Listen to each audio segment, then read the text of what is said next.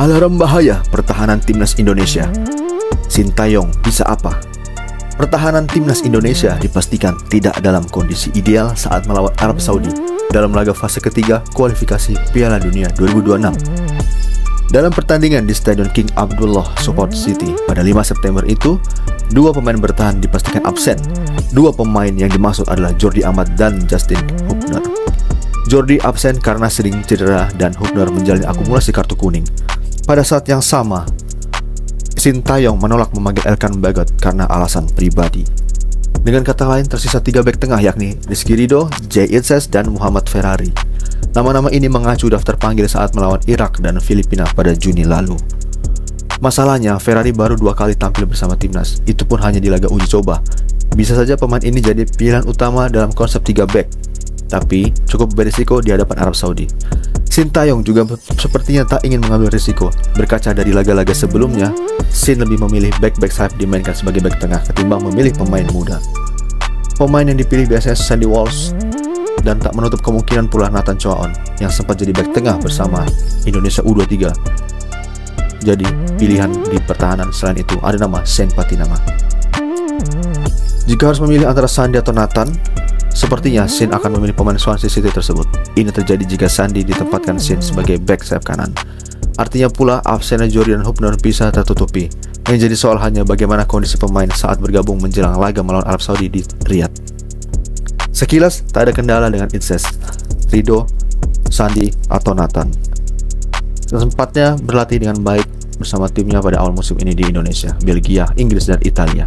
Ridho jadi pilihan utama di Persija di Liga 1. Jay belum debut di Serie A. Sandi sudah tampil di Jupiler Pro League musim ini, dan Nathan tampil sebagai pengganti di Championship. Dalam bursa pertandingan, timnas Indonesia sama sekali tak diunggulkan. Ini karena peringkat FIFA Arab Saudi dan timnas Indonesia begitu jomplang, 56 berbanding 133. Sebagai langganan wakil Asia di Piala Dunia, Arab Saudi memang punya segalanya untuk unggul. Namun, performa tim asuhan Roberto Mancini ini tak begitu mentereng. Salah satu buktinya, Thailand bisa menang mereka 0-0 di kandang pada 25 Januari 2024. Jika Thailand bisa meraih 1 poin di Riyadh, artinya juga Indonesia punya peluang. Agar itu terwujud, tentu saja sisi pertahanan Indonesia harus kokoh dan ekstra disiplin. Jika tampil kurang solid, gawang tim merah putih akan jadi sasaran empuk Arab.